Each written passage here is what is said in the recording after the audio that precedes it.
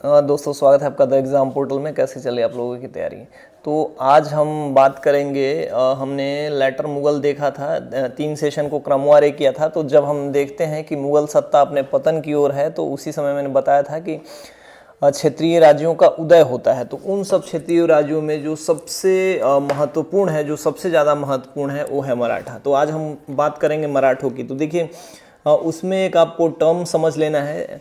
यहाँ पे 3-3 लड़ाइयाँ हो रही हैं, ठीक है। जैसे कहा जाता है कि अरे यार लाइट कहा जाता है कि अंग्रेज़ों ने जो भारत की सत्ता छीनी थी, वो मुग़लों से नहीं बल्कि मराठों से छीनी थी। जब हम 2-3 मराठों और मुग़लों के बीच, अंग्रेज़ों और मुग़लों के बीच, मराठों के बीच का युद्ध देखेंगे, तो हम पाएंगे कि कैसे कैसे सत्ता का ट्रांसफ़र हो रहा है। जैसे हमने देखा था कि बाला बाजीराव ने 500 घुड़सवारों के साथ दिल्ली में मुग़ल सम्राट के यहाँ पहुँच गए थे। उनको दिल्ली छोड़ने पर मजबूर किया था, बट उन्होंने वहाँ पे अपनी सत्ता नहीं जमाई थी।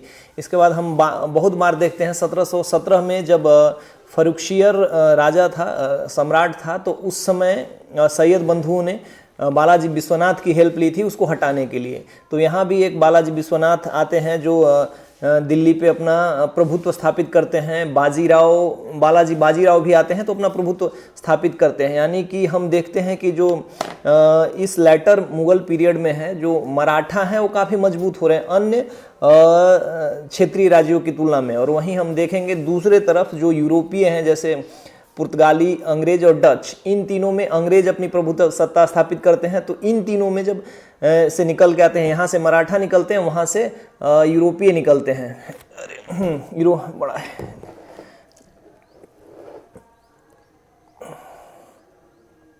यूरोपीय निकलते हैं और इनमें जो विजयी होता है उसको भारत की सत्ता मिलती है, ठीक है। तो हम सबसे पहले समझेंगे मराठा के स्थापना के बारे में कि मराठा साम्राज्य की स्थापना क्यों हुई और वो इतना क्यों आगे बढ़े, ठीक है। तो 2-3 चीज़ हमको याद रखना है। सबसे पहले उनके भौगोलिक स्थिति के बारे में सोचना है। जो मराठा राज्य था, महाराष्ट्र का काफ़ी क्षेत्र था, गुजरात का था। तो वो ऐसा क्षेत्र है जो कि बहुत ऊबड़ खाबड़ है, बहुत प्लेन एरिया नहीं है। जैसे गंगा किनारे की जो सारे राज्य हुआ करते थे, बहुत ऊबड़ खाबड़ है। बहुत वहाँ पे देखते हैं अभी भी बहुत सारा हमेशा सूखा पड़ते रहता है और इन सब चीज़ों में अनाज वगैरह वहाँ पे नहीं होता। किलेबंदी भी अलग तरीके से होती थी वहाँ पे। तो इसका फ़ायदा उठाते हैं, उनके पास और एक भौगोलिक स्थिति का फ़ायदा उठाते हैं। और जब शिवाजी शासन की स्थापना करते हैं तो देखेंगे कि वो छापामार युद्ध करने में विश्वास करते हैं। तो छापामार युद्ध करते हैं, इसका मतलब ये प्रेरणा उनको वहाँ की भौगोलिक स्थिति से मिलती है। वो लड़ते हैं और अपने जगहों पे छिप जाते हैं। तो ये एक भौगोलिक स्थिति उसका कारण रहा है। उसके बाद वहाँ पे एक सामाजिक सुधार होता है, बहुत सारा सामाजिक सुधार हम यहाँ पे देखेंगे। देखिए, ये इस जगह पे आप देखिए महाराष्ट्र के जो प्रमुख संत हुए हैं, जैसे ज्ञानदेव, ज्ञानेश्वर, नामदेव, एकनाथ, तुकाराम। तो आपको इन सब में ये सब याद रखना है कि महाराष्ट्र में भक्ति आंदोलन के जनक थे ज्ञानेश्वर, या जिनको ज्ञानदेव कहा जाता है। और उनकी भगवद गीता पे इन्होंने एक टीका लिखी थी जिसको भावार्थ दीपिका कहा जाता है, या ज्ञानेश्वरी भी उसी को कहा जाता है। ये याद करना है। और नामदेव के बारे में याद करना है कि विट्ठल के आराध्य देव मानते थे, या मतलब विष्णु को ही उनका रूप माना जाता है महाराष्ट्र में। जैसे महाराष्ट्र के अलावा इधर साउथ इंडिया में विष्णु का दूसरा रूप माना जाता है, हम लोग दूसरा रूप मानते हैं। तो ये एक भक्ति का जो प्रसार हुआ था, उसके चलते भगवान विष्णु के अनेक रूप बने थे, ठीक है। एकनाथ ने रामायण पर भावार्थ रामायण लिखी थी, और तुकाराम ने जो रचनाएं लिखी थी उनको अभंग कहा जाता है। और रामदास जो थे, समर्थ रामदास भी इनको कहा जाता था। इन्होंने अंतिम महान संत कवि थे। इन्होंने जो रचना की थी उसका नाम है 10 बोध। तो मेरे कहने का यहाँ तात्पर्य है कि जब भी कोई ऐसे उत्थान होता है किसी राज्य का, किसी सत्ता का, तो उसके पीछे एक जो होता है फिलोसफिकल थॉट बड़ा मतलब काम करता है। तो जो मराठे थे वहाँ की स्थिति बहुत अच्छी नहीं थी वो। और ऊपर से इसी समय देखेंगे कि महाराष्ट्र में जो मराठा पीरियड है उसमें ना ब्राह्मणों के वर्चस्व को कम करते हुए ये मराठा नजर आते हैं। उनमें मतलब समानता होती है, वो गरीब हैं तो समान हैं, उनके बीच में एक ऐसा भाईचारा है जिससे वो आगे बढ़ना चाहते हैं। तो इसी को हवा दिया है वहाँ के संतों ने, और इसी संत हवा को शिवाजी ने अपना मतलब हथियार बनाया और आगे बढ़ते हैं और इस तरीके से मराठा साम्राज्य की स्थापना करते हैं। तो ये बेसिकली मराठा साम्राज्य का स्थापना करते हैं। और इसी मराठा साम्राज्य को जो बालाजी बाजीराव आते हैं तो हिंदू पद पातशाही का एक कॉन्सेप्ट देते हैं। पूछा जाता है कि हिंदू पद पातशाही का कॉन्सेप्ट किसने दिया था? तो वो है बालाजी बाजीराव, जिसको हम लोग बालाजी बाजीराव बल्लाड़ के भी नाम से जानते हैं। तो हम समझेंगे कि उस समय जो मुगलों से त्रस्त सत्ता थी उसके पैरेलली उन्होंने एक अपना कॉन्सेप्ट चलाया, हम हिंदू पद पातशाही का ये करेंगे और सबको समान रखेंगे। तो इसी का फायदा मिलता है मराठों को, और वो वहाँ के भौगोलिक स्थिति के कारण बहुत जुझारू हैं, बहुत मतलब लड़ाकू हैं। जैसे हम देखते हैं कि बालाजी बाजीराव 500 सैनिकों से जो दूरी 2 महीने में तय की जाती है वो 15 दिन में करके आ जाते हैं। मतलब वो फिजिकल स्ट्रेंथ जो उनका है बहुत तगड़ा है। तो इस तरीके से मराठा जो है आगे बढ़ते हैं। तो अब हम उनके स्थापना में कैसे क्या क्या होता है, मैं एक हिस्ट्री लाइन चेक कर लेते हैं। सबसे पहले मराठा के संस्थापक जो थे शिवाजी, हमने जान लिया, ये आपको याद रखना है। उनका जन्म याद रखना है, डेट, क्योंकि अब एग्जाम में कॉन्सेप्ट के अलावा ऐसे भी टफ क्वेश्चन पूछे जाने लगे हैं। 6 अप्रैल 1627 में शिवनेरी दुर्ग में उनका जन्म हुआ था। उनके पिताजी का नाम शाहजी भोसले था और माता का नाम जीजाबाई था। उनके पिताजी जो थे बीजापुर के दरबार में एक छोटे से मतलब सामंत रहे होंगे। मतलब मान लीजिए कोई छोटा सा क्षेत्रीय राजा रहता है तो उनको जितना इज्जत मिलता है किसी दरबार में, वैसा जैसा कि हम फिल्मों में देखते हैं, ठीक है। शाहजी भोसले ने दूसरी शादी की थी, उनका नाम था तुकाबाई मोहते, ये इंपॉर्टेंट नहीं है। और उनके देखिए उनके गुरुजी, 2 गुरुओं के बारे में एग्जाम में पूछा जाता है। एक गुरुजी जो थे वो दादा कोंडदेव थे, जिनकी मतलब कहा जाता है कि शिवाजी बहुत पढ़े लिखे नहीं थे, उनको बहुत शिक्षा नहीं दी गई थी, लेकिन उनको एक व्यवहारिक शिक्षा थी। और जो बचपन में माता जीजाबाई ने उनको जो शिक्षा दिलवाई थी, उनके बचपन के गुरु थे वो गुरु कोंडदेव थे, ठीक है। और लेकिन जैसे जैसे वो आगे बढ़े, वो गुरु रामदास का उन पे काफी प्रभाव था, जो समाज सुधारक थे। तो इनको इनका आध्यात्मिक गुरु इनको रामदास को माना जाता है, और इनका जो बचपन के गुरु थे उनको कोंडदेव माना जाता है। तो आपको याद कर लेना है। इनका विवाह साईं बाई निम्बालकर से हुआ था। इनकी पत्नी का नाम आप याद कर सकते हैं, बहुत इंपॉर्टेंट नहीं है। अगला है शाहजी ने शिवाजी को पूना की जागीर प्रदान की और स्वयं बीजापुर रियासत में नौकरी कर ली, बहुत इंपॉर्टेंट नहीं है। अगला है कि प्रश्न पूछा जाता है कि शिवाजी ने अपना अभियान कब शुरू किया था? तो 1627 में जन्म लेने के बाद मात्र 17 साल की अवस्था में उन्होंने अपना अभियान शुरू कर दिया था। और प्रथम अभियान जो था बीजापुर के तोरण नामक पहाड़ी के किले, एक छोटा सा किला है, उस पर उन्होंने अधिकार कर लिया था। 1656 उनका ये युद्ध धीरे धीरे बढ़ता रहा। अपने पिताजी के विरुद्ध भी जाके उन्होंने अपने राजाओं के साथ युद्ध किया, जिनके यहाँ सेवा करते थे शाहजी भोसले, है ना। 1656 में शिवाजी ने रायगढ़ को अपनी राजधानी बनाई। हालांकि 1674 में हम जब देखते हैं कि रायगढ़ को वो अपनी राजधानी बनाते हैं, वहीं उनको छत्रपति का टाइटल मिलता है। और ये छत्रपति का टाइटल बनारस के जो ब्राह्मण है गंगा भट्ट, उन्होंने दिया और उन्हें वो क्षत्रिय घोषित करते हैं। तो आपको याद कर लेना है। अब उसके बाद जैसे 1656 में उनका डायस्पोरा बढ़ता है, तो उससे दुखी होकर मतलब गुस्से में जो वहाँ के क्षेत्रीय राजा हैं बीजापुर, जिनके यहाँ उनके पिताजी नौकरी करते थे, वो अपने सबसे एक मतलब फास्ट फॉरवर्ड सेनापति, जिसका नाम था अफजल खां, उसको भेजते हैं कि इनको पराजित किया जाए 1659 में। लेकिन वो गोरिल्ला युद्ध के प्रवर्तक थे और मतलब बहुत छापामार ये समझते थे, और इन चीज़ों में उनकी पारंगतता हासिल थी। तो उसमें कहा जाता है कि इसमें उन्होंने बाघ मिलने गए थे औरत बन के, उनके उसमें अरे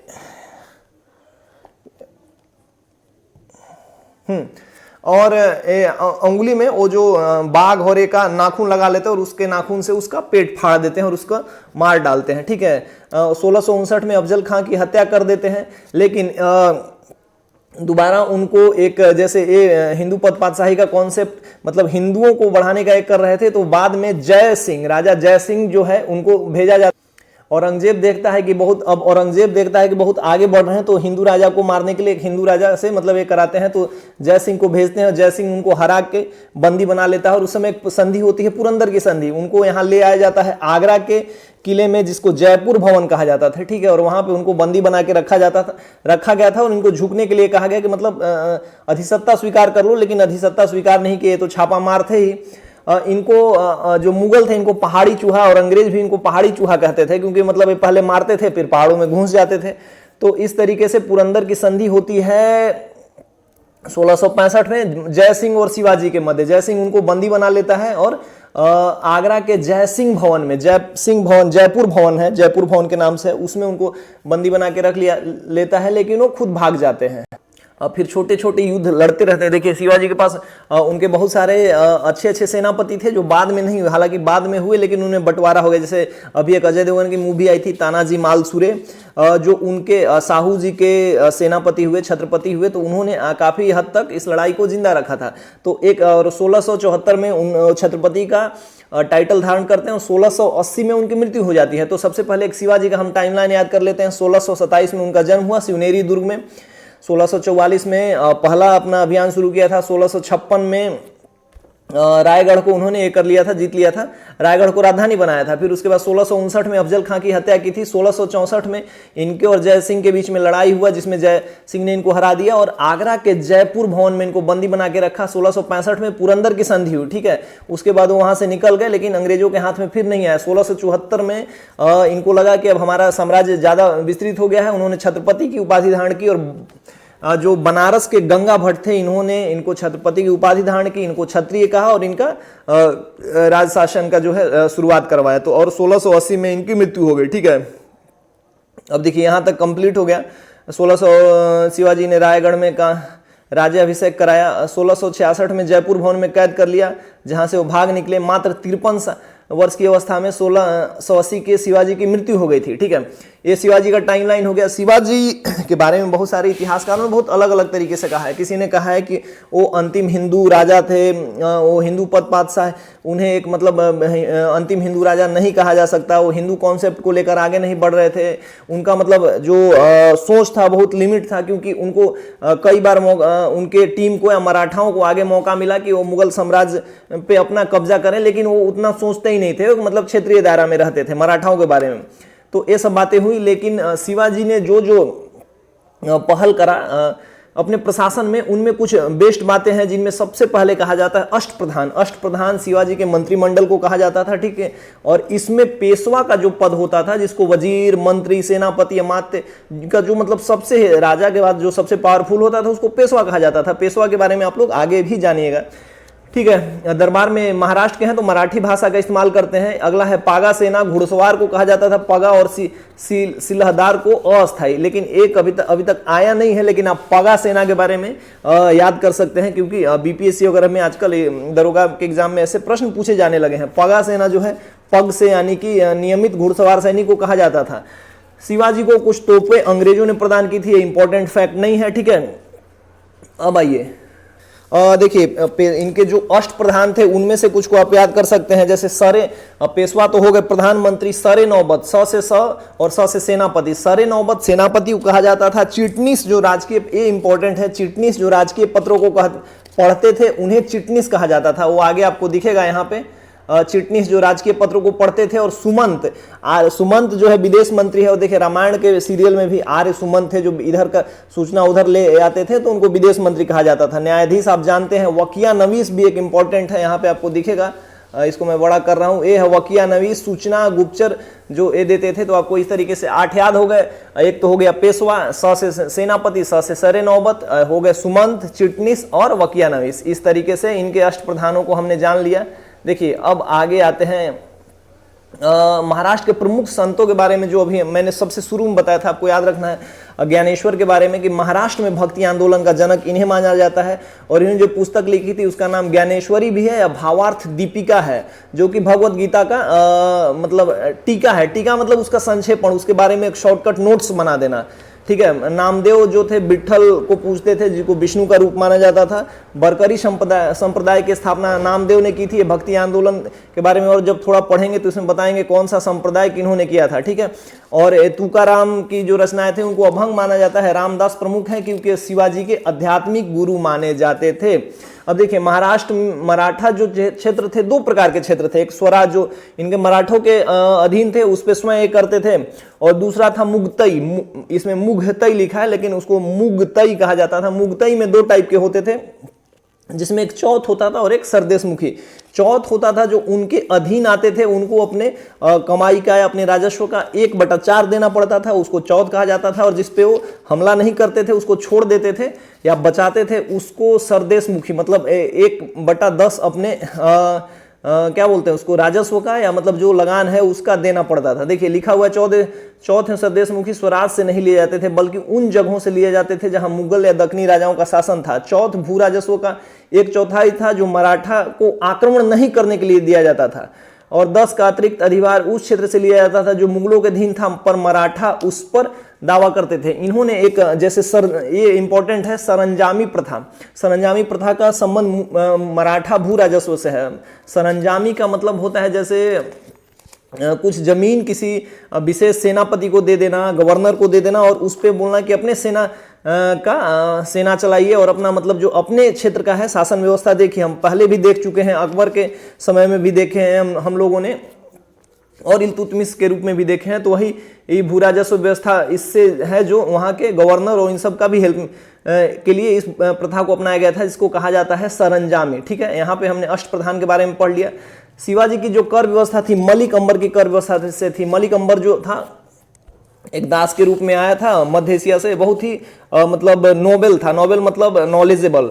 तो वो बीजापुर के दरबार में था। ठीक है, तो इसको इंपॉर्टेंट है कि शिवाजी की कर व्यवस्था मलिक अंबर की कर व्यवस्था से मतलब आधारित थी।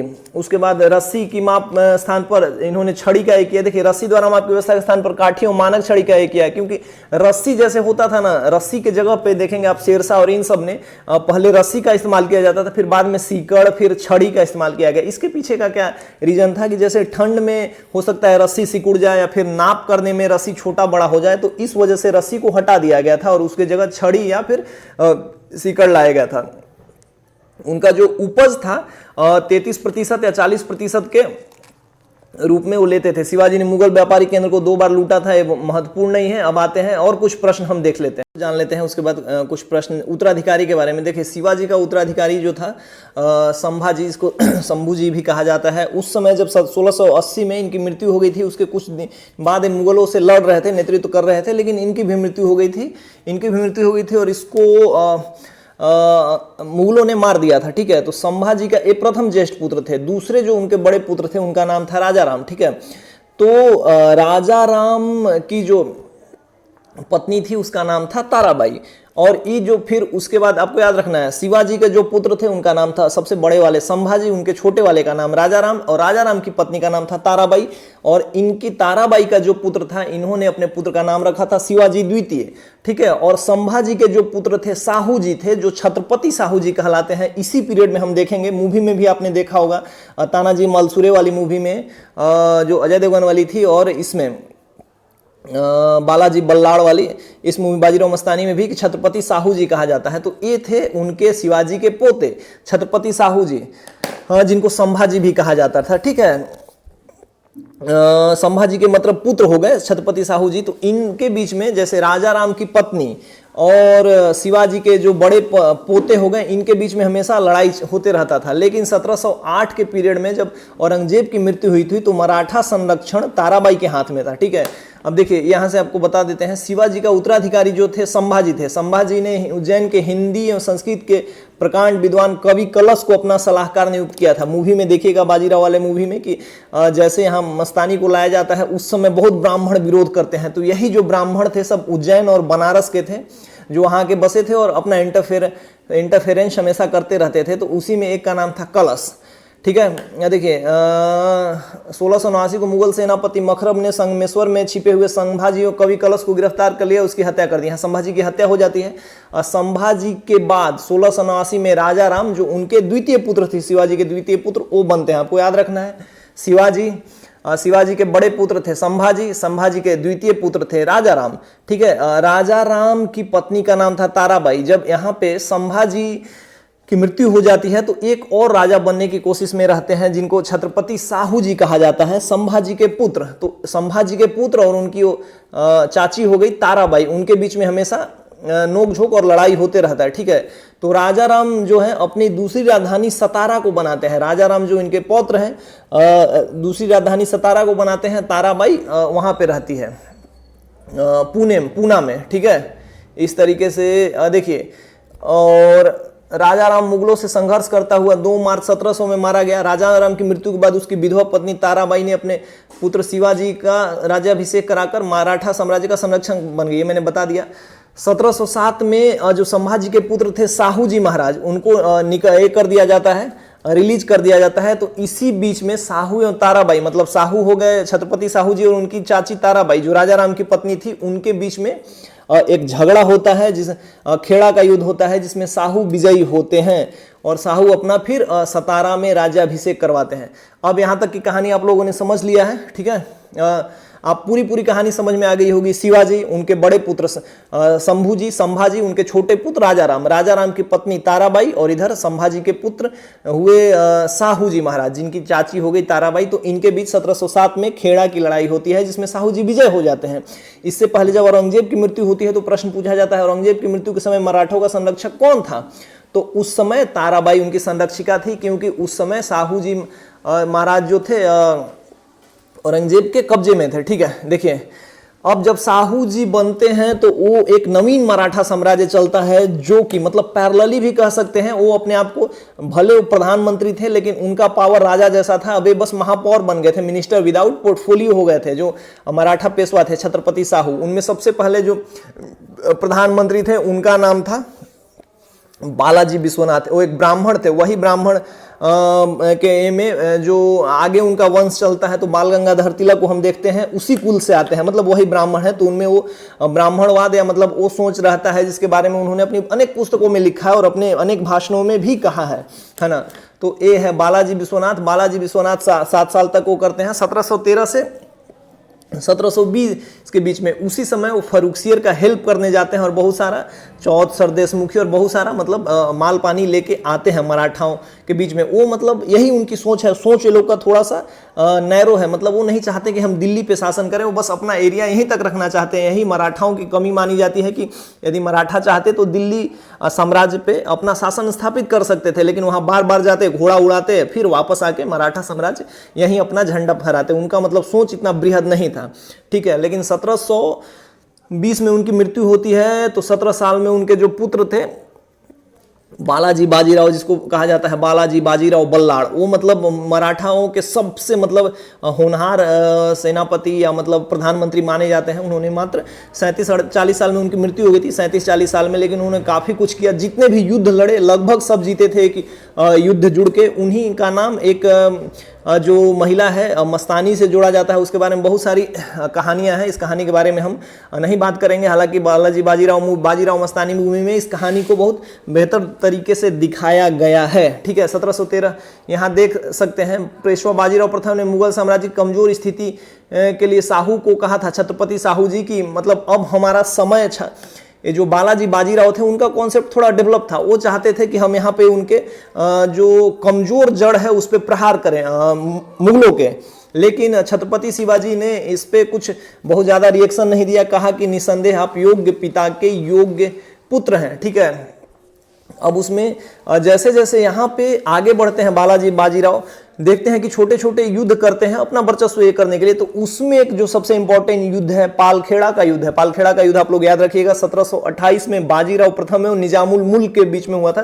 हमने पढ़ा था हैदराबाद की जिन्होंने स्थापना की थी, ठीक है। इसमें निजामों की हार होती है और मुंशी सिवागांव की संधि होती है, इंपॉर्टेंट है। 1708 में दिल्ली पे मैंने कितनी बार बता दिया कि 500 घोड़ों के साथ उन्होंने धावा बोल दिया था और दिल्ली मोहम्मद शाह दिल्ली छोड़ के भागने को तैयार था, लेकिन ये वापस आ गए थे। बाजीराव मस्तानी वाली बात हमने यहाँ पे चर्चा कर ली। 1740 में बाजीराव प्रथम की मृत्यु हो गई, तो उनके बाद जो पुत्र बने उनका नाम था बालाजी बाजीराव।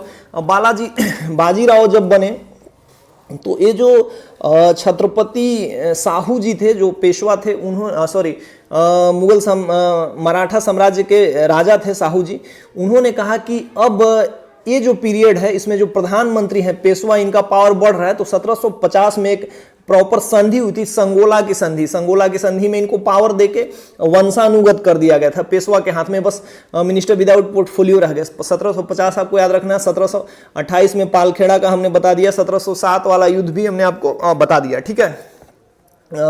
बालाजी बाजीराव को ही नाना साहब के नाम से जानते, नाना साहब प्रथम, और जो 1857 में लड़े थे उनका नाम था नाना साहब द्वितीय। अब यहाँ पे बालाजी बाजीराव के समय ही पानीपत का तृतीय युद्ध हुआ था 14 जनवरी 1761 में, जिसका नेतृत्व किया था सदाशिव भाव, ठीक है। सदाशिव भाव ने उसका नेतृत्व किया था, जिसमें मराठों की हार हुई थी और बेचारा बालाजी बाजीराव सह नहीं पाए थे, उनकी मृत्यु हो गई थी, ठीक है। इसमें याद रखेंगे कि क्यों हुआ था पानीपत का, जो रीजन तो बहुत सारा था, वो अपना सत्ता स्थापित करने का और अपना वर्चस्व बढ़ाने का कारण था, लेकिन जो तात्कालिक कारण था, जो नादिर शाह का सेनापति था अहमद शाह अब्दाली, अहमद शाह अब्दाली जब दिल्ली आया तो दिल्ली में बहुत सारा लूटपाट किया और वहां पे कुछ लोगों को, अपना खास लोगों को, जैसे आलमगीर द्वितीय को वहां का प्रशासन सौंप दिया, क्योंकि वो मुगल था, और उसने जो लाहौर का क्षेत्र था अपने पुत्र तैमूर शाह को दिया कि तुम यहाँ का कार्यभार संभालो, सेनापति बना के छोड़ दिया। लेकिन जब ये लोग गए मराठा, उसको इधर से अपना वर्चस्व स्थापित करने के क्रम में उसको भी भगा दिए वहां से, तो मतलब लगा कि हमारे पावर पे कुठाराघात है, हमारे वर्चस्व पे का हनन है, तो उसने हमला किया और फिर लड़ाई हुई, और उस लड़ाई के बारे में जानते हैं। पानीपत का तृतीय युद्ध हुआ, जिसमें 14 जनवरी 1761, डेट भी इंपॉर्टेंट है, जिसमें मराठाओं की हार हुई थी, है ना। देखिए एक और प्रश्न है कि किस इतिहासकार ने पानीपत की तीसरी लड़ाई को स्वयं की आंखों से देखा था, तो वो काशीराज पंडित थे। इसको आपको याद रखना है। काशीराज पंडित ने यहाँ पे बालाजी बाजीराव को कोड के माध्यम से बोला था कि हम हार गए। तत्कालिक कारण मैंने बता दिया। किसने मराठों को हराया था, तो अहमद शाह अब्दाली जो था वो अफगान था। डेट मैंने बता दिया कि 14 जनवरी 1761 को हुआ था। पानीपत का तीसरा युद्ध का वर्ष पूछा जाता है, ठीक है। अब तीन चीज मैंने बताया था कि जब अहमद शाह अब्दाली दिल्ली में आया था तो उसने बहुत लूट मार की, और वापसी के समय आलमगीर द्वितीय को सम्राट, ठीक है, नजीब खान को मीर बख्श यानी कि सेनापति, और इमादुल मुल्क को वो अपना वजीर यानी कि प्रधानमंत्री बना के चला गया था। तो इसी वजीर खान को भी इन्होंने अपदस्थ किया था मराठों ने बाद में। तो आपको ये भी याद रखना है कि कौन रूहेला सरदार अहमद शाह अब्दाली का विश्वास पात्र था, तो वो नजीब खान होगा, ठीक है। और इसके बाद इसमें हमने कंप्लीट कर लिया।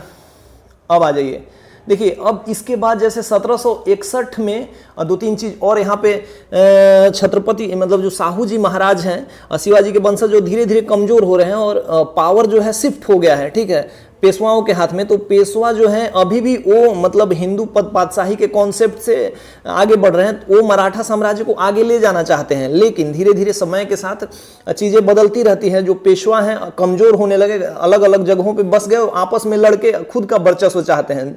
तो इसी में लिखा हुआ है कि देखिए माधवराव ने ईस्ट इंडिया कंपनी की पेंशन पर रह रहे मुगल बादशाह शाह आलम द्वितीय को पुनः दिल्ली पे बैठाया था। माधवराव भी एक पेशवा थे। एक प्रश्न पूछा जाता है, मुगल बादशाह शाह आलम को द्वितीय को पुनः दिल्ली की गद्दी पे बैठाया था और मराठों का पेंशन भोगी बन गया था मुगल बादशाह पेशवा नारायण। अब इनके बीच बहुत सारा टसल होता है आपस में। तो ये बहुत लंबी कहानी है जो आप नहीं समझ पाइए, मतलब समझ तो पाइएगा लेकिन इसमें बहुत चीज याद करने लायक है जो आप याद नहीं कर पाइएगा, ठीक है। पेशवा नारायण राव की हत्या उसके चाचा रघुनाथ राव ने कर दी।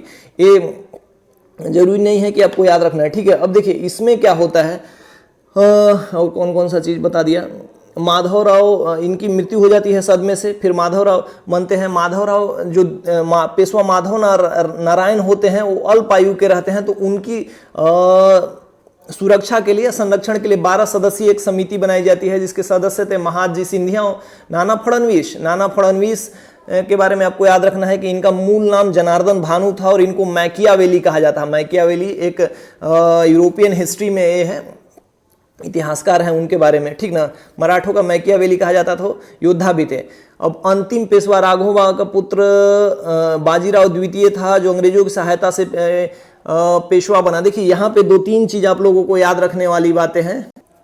देखिए अब पूरी की पूरी कहानी हमने यहाँ पे बना दिया है। अब देखिए यहाँ पे दो तीन चीज ये कराएंगे कि आगे 3 युद्ध हैं आंग्ल मराठा जो संघर्ष हुआ है और इसमें जो अंग्रेज जीतते हैं और फिर उनका बहुत बड़ा वर्चस्व स्थापित होता है, जो मैंने शुरू के वीडियो में बताया था। तो ये वर्चस्व कैसे कैसे स्थापित होता है। 1782 में सालबाई की संधि होती है, तो उससे पहले की हम कहानी थोड़ा सा जान लेते हैं। जैसे अब उस समय क्या पीरियड रहता है, लॉर्ड क्लाइव है इधर उत्तर भारत में काफ़ी जगहों पे सहायक संधि और अपना विस्तार करता है। तो लोग जो और महाराष्ट्र वगैरह के जो गवर्नर हैं वो भी चाहते हैं कि इसी तरीके का विस्तार और इसी तरीके का दोहरी प्रणाली हम मुंबई में भी स्थापित करें, महाराष्ट्र में भी, मराठा में, तो अंग्रेजों जो पेशवा के ये रहते हैं, रघुनाथ राव के बाद जो रहते हैं नाना फडणवीस और ये सब, इनको लगता है कि ये सब अंग्रेज यदि यहाँ करेंगे तो हमारा साम्राज्य बिखर जाएगा, तो वो इसका विरोध करते हैं, ठीक है।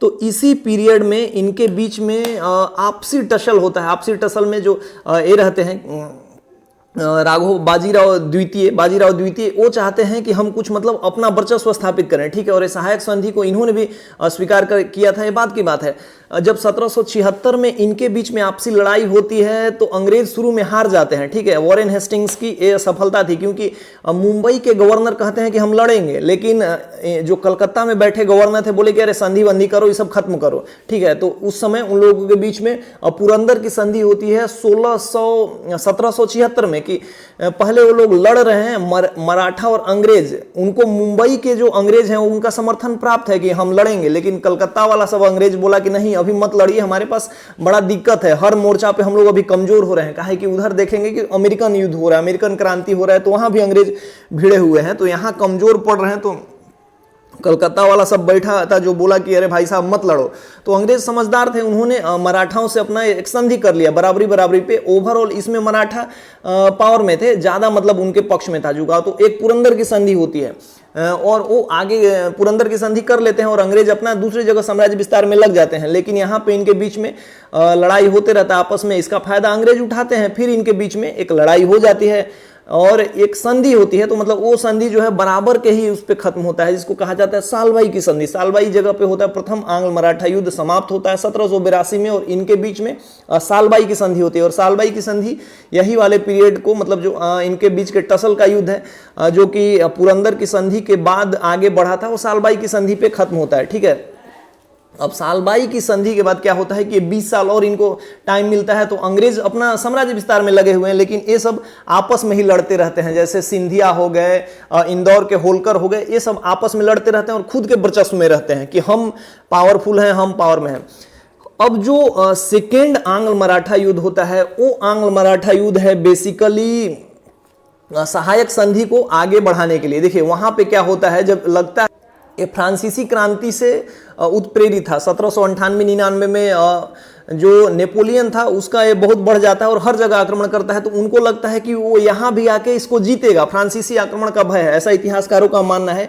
तो उसको लगता है कि अगर हम फ्रांस से आएगा यहाँ और यहाँ के बहुत सारे राजाओं को आपस में मिला लेगा तो हमारी तो हार हो जाएगी। तो वो सहायक संधि का अपना पासा फेंकता है। सहायक संधि के बारे में आपने पढ़ा है, तो सहायक संधि का पासा फेंकता है और इसके लिए वो तोड़ फोड़ मतलब कर देता है मराठाओं में। वो तो अब लड़ ही रहे हैं 1770 के बाद, तो उसी बीच में जो दो मराठा लड़ते हैं उनके बीच में तोड़ फोड़ कर देता है और एक मराठा दूसरे मराठे के पुत्र की हत्या कर देते हैं और उनके बीच में आपस में लड़ाई होने लगता है, जिसका फायदा अंग्रेज उठाते हैं और उन पे असहायक संधि थोप देते हैं, ठीक है। तो ये प्रश्न पूछा जाता है कि सहायक संधि स्वीकार करने वाला प्रथम मराठा कौन था, तो ये बाजीराव द्वितीय था। बाजीराव द्वितीय को मतलब मराठा साम्राज्य को ढाहने का ये बड़ा माना जाता है कि इन्होंने बहुत मतलब सहायक संधि कर लिया था, जिससे मराठा कमजोर हो गए। अंग्रेज सहायक संधि कर लिए फ्रांसीसियों से, चाह के भी समझौता नहीं कर पाए और हार गए। तो 1782 हो गया सालबाई की संधि, 1776 हो गया पुरंदर की संधि, और 1803 और 5 के बीच में हुआ है युद्ध, और इसका जो ये किया गया बसीन की संधि से कंप्लीट किया गया, ठीक है। देखिए इसमें द्वितीय आंग्ल मराठा 1803-5 में हुआ, इसमें भोसले ने अंग्रेजों को चुनौती दी, और इसके बाद जो युद्ध हुआ 1803 में देवगांव की संधि भी हुई। तो आपको पुरंदर की संधि याद रखना है, सालबाई की संधि याद रखना है, बसीन की संधि भी याद रखना है, 1803 में देवगांव की संधि पूछा जा सकता है, बहुत इंपॉर्टेंट नहीं है। अब इसके बाद मराठा तो आपस में अब जब एक बार लड़ना शुरू हो जाता है और साम्राज्य अलग अलग जगह स्थापित हो जाता है, तो ये तो हमेशा लड़ते रहेंगे और अंग्रेज जो है अपना पावर बढ़ा रहे हैं। इसके बाद तृतीय युद्ध होता है 1816 और 1818 के बीच में। इसी पीरियड में अंग्रेजों को जो हेस्टिंग्स है, लॉर्ड हेस्टिंग्स है, वॉरेन हेस्टिंग्स के बाद आया लॉर्ड हेस्टिंग्स, तो वो यहाँ पे विस्तार कर रहा है, वो काफ़ी विस्तार कर रहा है, ठीक है। देवगांव की संधि ये बता दिया बाजीराव, ठीक है। और यहाँ पे